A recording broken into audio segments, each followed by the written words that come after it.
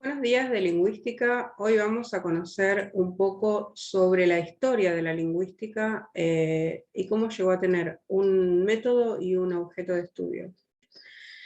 Aunque suele situarse el origen de la lingüística en la Grecia clásica, que abordaremos más adelante, es habitual afirmar que los primeros textos gramáticos pertenecen a una protolingüística hindú, que tiene su punto de origen en los 8 libros de Panini sobre el sánscrito.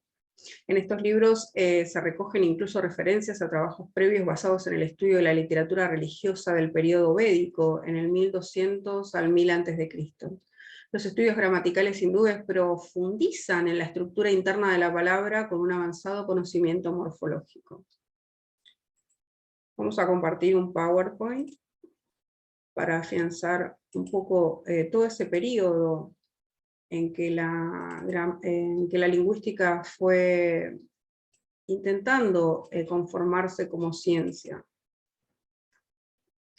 Pero antes que eso, vamos a hablar sobre qué es el lenguaje. ¿Y qué es el lenguaje? Es un constructo mental o abstracción, una capacidad universal exclusiva de la especie humana, una facultad que permite los procesos de apropiación, representación y simbolización de una realidad compleja, y sobre todo el lenguaje es innato. También debemos comprender qué es la lengua, que es la manifestación de la facultad del lenguaje, un sistema inmanente, abstracto, que organiza toda producción verbal a partir de un conjunto de reglas, unidades y relaciones en los niveles fonológico, morfológico, sintáctico y semántico. La lengua es aprendida y transformada. El habla es el uso individual, es la creación del sistema formal llamado lengua, que pone en marcha dialectos, sociolectos e idiolectos. Bueno, vamos a hablar de sus comienzos y nos tenemos que remitir a la etapa precientífica de la lingüística. La lingüística se consolidó como ciencia con un método propio y objeto de estudio en el siglo XIX, pero previo a esto se estudiaron de las lenguas su gramática, terminología y estructura, pero como etiquetas razonables, no con un método propiamente científico para establecer las propiedades de la misma. En esta etapa precientífica fueron frecuentes las reflexiones idiosincráticas y filosóficas sobre su naturaleza u origen. Si nos vamos al mundo griego, los filósofos retóricos presocráticos comenzaron a especular sobre el lenguaje y se discutieron dos cuestiones fundamentales. ¿Hasta qué punto el lenguaje era natural? ¿Hasta qué punto el lenguaje era convencional? ¿Hasta qué punto era analógico, estructurado y ordenado por reglas? ¿O hasta qué punto era anómalo, variable, irregular e impredecible? En los diálogos de Platón aparecen algunas cuestiones lingüísticas y es probable que Sócrates ya se interesase por esas cuestiones. Aristóteles retomó el interés por el lenguaje y trató cuestiones lingüísticas relacionadas con la retórica y la crítica literaria en sus obras Retórica y Poética. Los filósofos del estoicismo fueron los primeros en reconocer a la lingüística como una rama separada de la filosofía. En la época helenística, 323 a.C. hasta el 30 a.C., el estudio de la lingüística fue necesario, ya que el imperio de Alejandro Magno era muy extenso y se hablaban muchas lenguas. Por esto es que se crearon muchos institutos de enseñanza del idioma griego, que era la lengua oficial. ¿Qué pasó en el mundo romano? Bueno, cuando Roma entró en contacto con Grecia, la teoría gramatical estaba bien desarrollada. Basados en la gramática griega, los romanos estudiaron, formalizaron y estructuraron el estudio de la gramática latina. Había muchas semejanzas entre ambas lenguas, tanto tipológica como lexicales. Marco Teresio Varrón, gramático latino, se destacó por sus aportes originales acerca de la lengua latina, de la que investigó su gramática, su historia y su uso contemporáneo. También trató cuestiones sobre el lenguaje general y la controversia entre analogía y anomalía. Llegó a la conclusión de que el lenguaje es análogo y está gobernado por reglas, y es tarea del gramático descubrir y clasificar cuáles son esas reglas. En la Europa medieval, desde los comienzos de la era cristiana, las gramáticas latinas más importantes fueron las de Donato y Prisciano.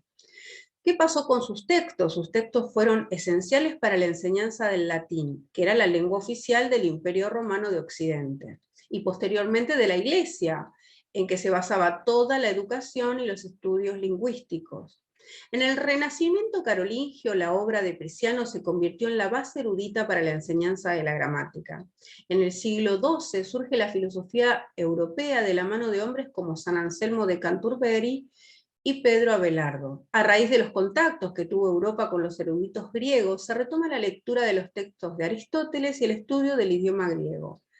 Entonces, ¿qué es lo que pasa? Cambia la concepción de la gramática a que sea más didáctica y literaria. Los estudios gramaticales hicieron que se relacionara el lenguaje con la mente humana, que es muy importante. Acá se produce el quiebre, acá se lo empieza a relacionar con la psiquis. Así surge la teoría del lenguaje con 3 niveles interrelacionados. El primero, la realidad externa o formas en las que el mundo existe, que llamamos modi essendi, la capacidad de la mente para aprender y comprender, el modi intelligendi, y los medios de la humanidad para comunicar su comprensión, el modi significandi. Bueno, vamos a hablar un poco ahora de la gramática especulativa. Su aporte más importante es la teoría de la gramática universal. Gracias al estudio de las lenguas vernáculas, los gramáticos llegaron a la conclusión de que todos los seres humanos tienen la capacidad de aprender un lenguaje y que las diferencias son más que accidentes. Si bien los estudios gramaticales fueron dejados de lado, en el Renacimiento fueron retomados. Dante Alighieri también hace aportes sobre la evolución histórica de las lenguas en su obra, sobre la lengua popular, donde expone un mapa dividiendo el territorio europeo en 3 partes. Al este de las lenguas griegas, al norte de las lenguas germánicas y en el sur de las lenguas romanas. Ahora vamos a hablar un poco sobre el Renacimiento. ¿Qué pasó con la lingüística en el Renacimiento? En 1942 aparece la primera gramática castellana de Antonio Nebrija. Durante todo el siglo XVI aparecen gramáticas de lenguas vernáculas como el español, el francés, lenguas indígenas, quechua, náhuatl, como necesidad de un instrumento de divulgación e identificación de nacionalismo político y religioso. Aparecen en el Renacimiento la necesidad de rescatar el latín clásico como lengua de la cultura. Durante los siglos XVI y XVII aparecen gramáticas de lenguas coloquiales americanas por estudiosos españoles, portugueses e italianos. Estos estudios establecieron que las lenguas europeas, y en particular el latín o el griego antiguo, no eran lenguas representativas de la diversidad de lenguas del mundo. Ahora vamos a ver qué pasó en la Ilustración. Durante el Renacimiento, la eclosión de las lenguas vernáculas dio lugar a investigaciones sobre la lengua perfecta o común. En esta línea aparece la Minerva del Brochense, o la conocida gramática de Port-Royal, que actúa como eslabón entre las teorías racionalistas del siglo XVII y las teorías del siglo XVIII. A propósito del origen del lenguaje y sus relaciones con el pensamiento, el siglo XVIII estuvo dividido entre hipótesis racionalistas, por un lado, e hipótesis empírico-censistas. Muchos pensadores de la Ilustración fueron influidos por los principios cartesianos que se habían expresado a nivel semiótico en la Gramaire en 1660 y la Lógique en 1692 de Port-Royal. Autores como Nicolas Boissieu y César Chesneau de Marseille intentan distinguir un perfecto isomorfismo entre la lengua, pensamiento y realidad, y en esta línea discurrieron muchas de las discusiones sobre la racionalización de la gramática. Frente a ello se encontró la llamada lingüística ilustrada, representada por Condillan, por quien toda la actividad del alma, además de las percepciones, procede de los sentidos.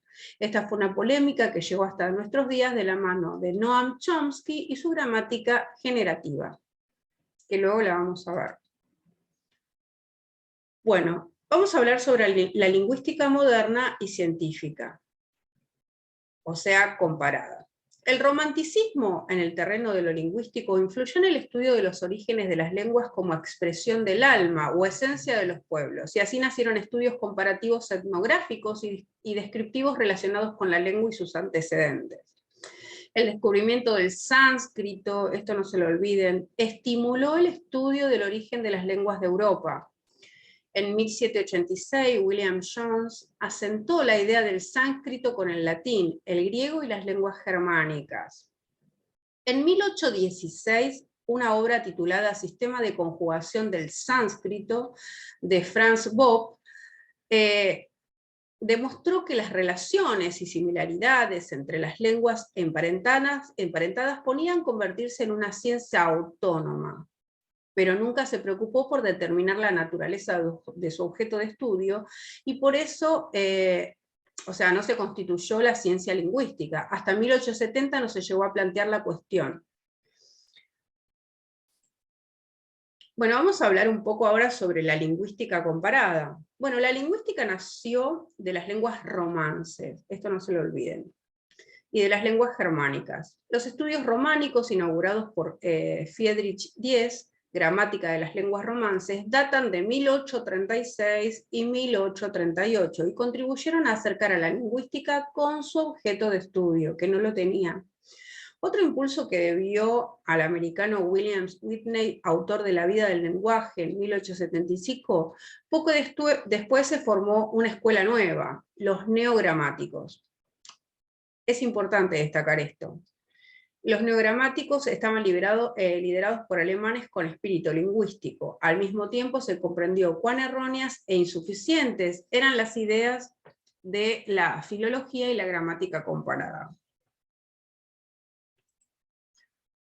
Vamos a hablar sobre sus inicios, cómo fueron. Bueno, en el siglo XIX, como bien habíamos dicho, que comienza a conformarse como ciencia en el siglo XIX, comienza la lingüística moderna, junto a los neogramáticos, que gracias al descubrimiento del sánscrito pudieron comparar las lenguas y reconstruir una supuesta lengua original, el proto-indoeuropeo, que no es una lengua real, sino una construcción teórica. La dialectología, surgida también durante el siglo XIX, se propuso investigar la variedad existente de lenguas habladas, investigando la distribución geográfica de los rasgos lingüísticos. Se establecieron métodos de investigación, pero ni la dialectología ni la gramática comparada dieron el paso fundamental de teorizar sobre los principios de las lenguas. Trascendieron al ámbito de las lenguas de las familias de lenguas concretas. Bueno, ¿qué pasa con el estructuralismo? Esto lo tenemos que afianzar. El estructuralismo europeo es el primer intento teórico de sistematizar los hechos lingüísticos, planteando adecuadamente un marco donde pudo reflexionarse sobre los hechos lingüísticos al margen de las lenguas concretas. Se propusieron ideas propiamente lingüísticas. Acá se produce un quiebre. Acá se empieza a encontrar el objeto de estudio de la lingüística. Aparece la figura de Fernandin de Saussure, quien señala la insuficiencia del comparatismo y acota el objeto de la lingüística como ciencia y la integra a otra disciplina llamada semiología, que es mi preferida, que a su vez forma parte de la psicología social.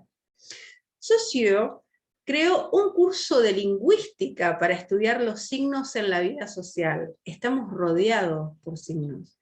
Lecciones universitarias. Lo fundamental del aporte de Saussure como parte de la ciencia fueron la distinción entre la lengua como un sistema, el habla como una realización, y la definición del signo lingüístico con un significado y un significante.